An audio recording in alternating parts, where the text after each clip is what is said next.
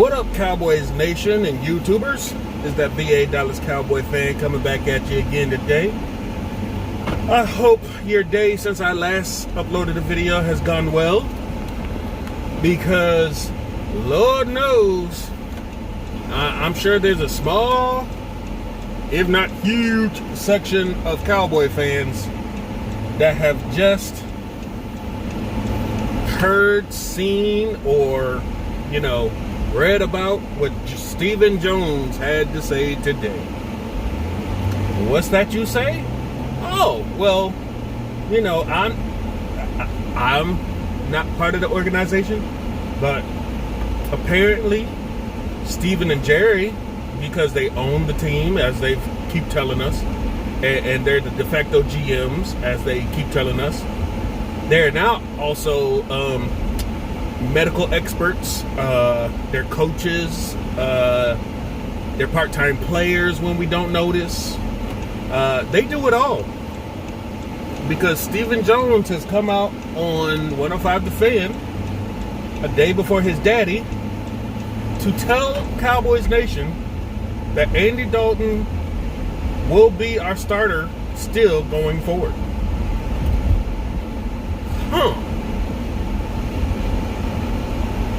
A guy who is going to be starting for our team, who only put up 10 points his first game and 3 points his second game. And yet, Ben DiNucci and Garrett Gilbert have nearly doubled those totals. Easily. With the same offense. And I know what you're going to say, because one of the articles I read said it as well. Well, he didn't have Zach Martin in the lineup. Really? Really? If Zach Martin was the reason Andy Dalton couldn't produce more than 10 and 3, then shouldn't we give Garrett Gilbert extra credit? Because Cam Irving had to leave for a play or two, and they had to shift the offensive line, and he didn't get 100% Zeke Elliott like Andy and DiNucci.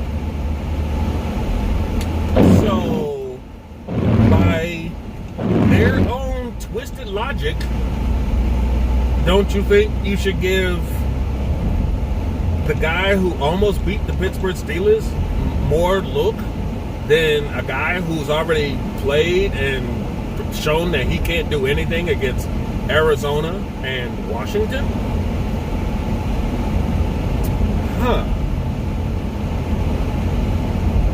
And here I thought it was just us fans that were quietly discussing tanking or not. Apparently the ownership seems to want to tank as well, even though they don't want to outright say it.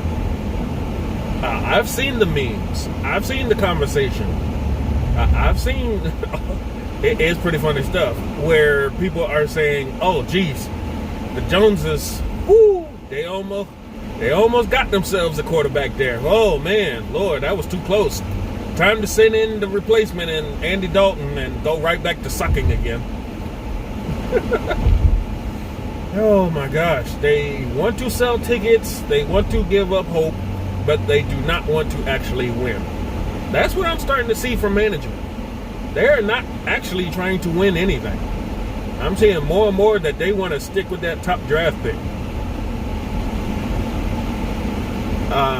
One of the contributors to this channel, Cowboy X Factor, asked about the Romo situation.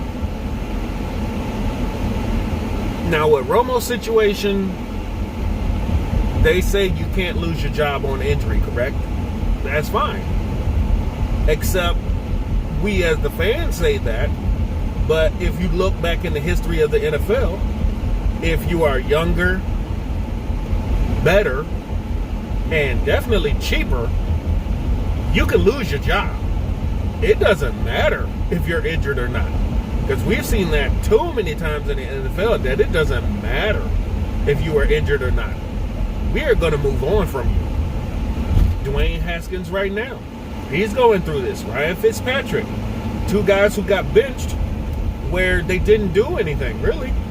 Dwayne Haskins has had a bad go of it because of where he is and the situation he was put in. But Ryan Fitzpatrick won. He was actually winning games and they benched him. So the injury thing is just a myth. It doesn't count. If there's better options, cheaper options especially, and younger, teams are going to go for that more than the veteran. Just because they think they can get out from underneath the contract, they'll do it. You're nothing to them. Players are nothing to the NFL. Just move on, reload, and keep it moving. It's a shame. The Cowboys sound like they actually want to tank by going back to Andy Dalton. But what's worse is that's not your decision. That's a coaching decision, I'm pretty sure. And my head coach has not told me that Andy Dalton is the starter. Now, I think it's pretty shitty if you do put him back in regardless, because he sucks.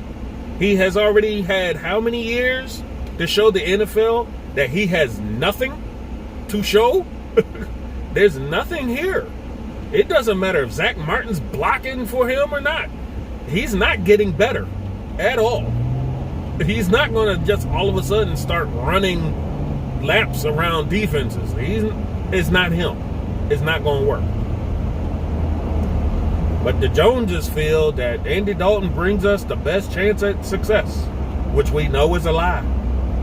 So we're getting fed horse crap from the Joneses yet again.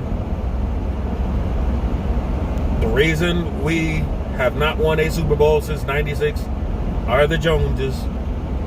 They will never, ever, ever see that they are the problem at the head of this whole cluster that is the Dallas Cowboys. But anyway, injury news. As I said in my previous video, Trayvon Diggs injured his ankle in the game. That's why he was not in the game near the end when Savion Smith was getting burnt, toasted by everybody.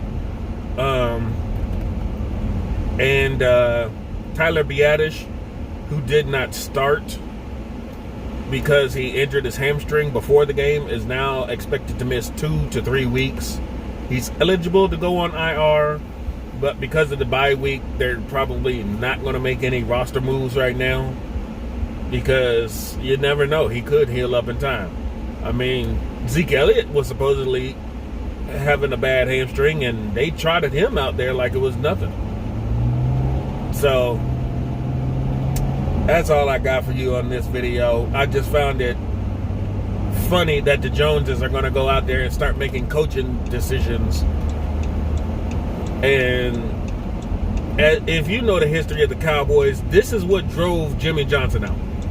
This is what drove Bill Parcells out.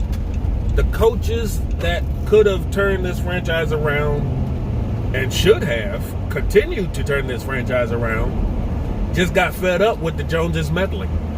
They're going out here on their radio shows and telling the world what the Cowboys will and won't do. They're making coaching decisions on their own, and yet you wonder why this team has never gotten any better. Just saying, correlation. But that's all I got for y'all right now.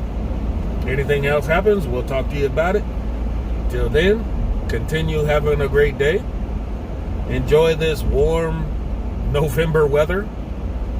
And we'll talk to you soon. VA Dallas Cowboy fan, out.